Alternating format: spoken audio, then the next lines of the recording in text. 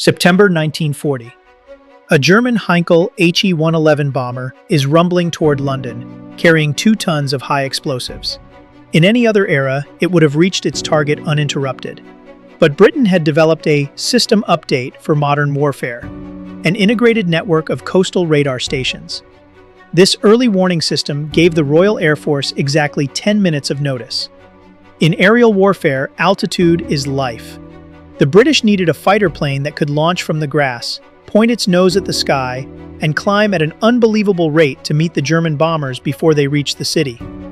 They needed a machine capable of climbing 2,500 feet per minute.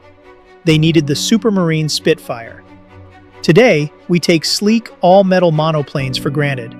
But when the Spitfire first arrived in 1936, most fighter planes were still slow, drag-heavy biplanes wrapped in canvas. The Spitfire wasn't just a step forward, it was an aerodynamic alien.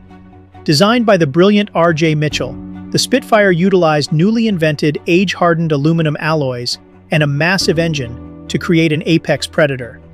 But it wasn't a perfect machine. To win the Battle of Britain, the Spitfire relied on brilliant design cheat codes to overcome a terrifying, near-fatal mechanical flaw. The most famous feature of the Spitfire is its beautiful, sweeping elliptical wing. For decades, aviation myths claimed this shape was chosen purely to reduce aerodynamic drag. The truth is far more practical, and much more ruthless. As R.J. Mitchell bluntly told his engineering team, "I don't give a bugger whether it's elliptical or not, so long as it covers the guns." To survive a dogfight, the Spitfire needed an ultra-thin wing profile to slice through the air. But a thin wing leaves no room for landing gear, hydraulics, and heavy machine guns. A standard, straight-tapered wing gets too narrow too quickly. The curve of the Ellipse, however, maintains a wide physical space close to the fuselage before aggressively curving away at the tips. This created the perfect internal closet. It provided exactly enough physical volume to cram in 8 Browning machine guns, and later, massive 20mm cannons, completely inside the wing, firing entirely outside the arc of the propeller.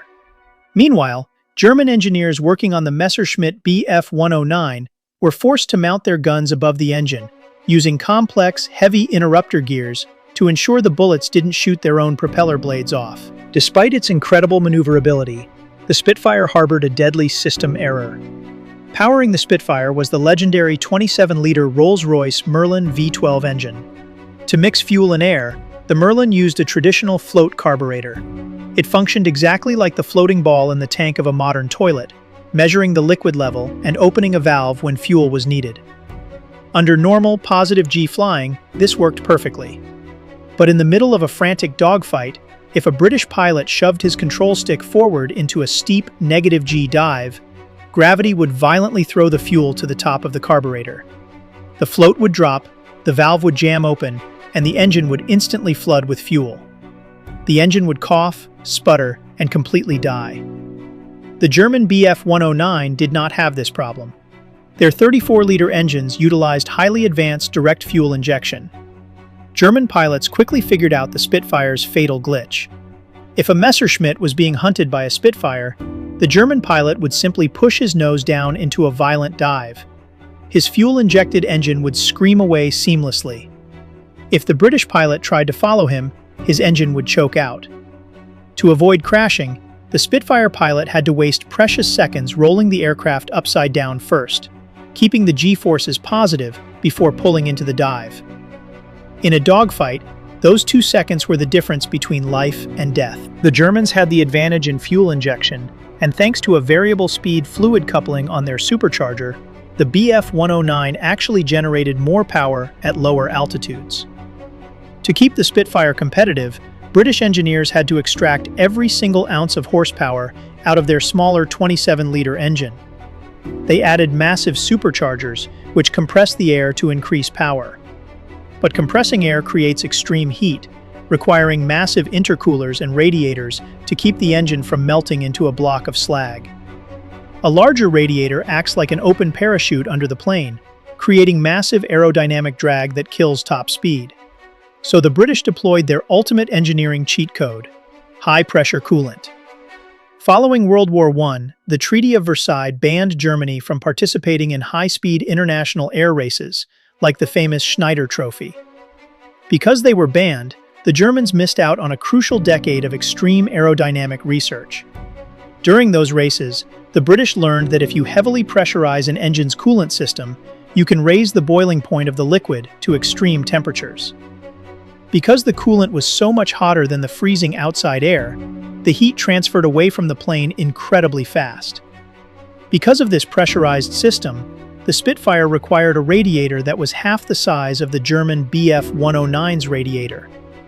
When German aviation chiefs examined captured Spitfires, they were baffled by the tiny radiators. They demanded to know why their own planes were dragging massive cooling systems through the sky. The chief of German engine development had to embarrassingly admit that their engines simply couldn't handle the intense pressure required to shrink the radiator. The seals would blow, and the coolant would leak out. By utilizing racing technology the Germans were legally banned from learning, the British shaved massive amounts of drag off the Spitfire, allowing its smaller engine to easily outrun the heavier German fighters. The Battle of Britain was not won by overwhelming numbers or sheer brute force. It was won in the microscopic margins of engineering. The Messerschmitt Bf-109 and the Supermarine Spitfire were two of the most lethal machines ever built, perfectly matched in a deadly dance over the English Channel. The German fighters possessed the raw power and the tactical advantage of direct fuel injection. But the Spitfire had the cheat codes, an elliptical wing that packaged heavy firepower into a razor-thin profile, and a pressurized cooling system born from peacetime racing that made the aircraft impossibly sleek. Combine those engineering marvels with a groundbreaking radar network and the sheer audacity of the pilots who flew them, and you have the exact formula that saved a nation from the brink of destruction. The Spitfire wasn't just an airplane.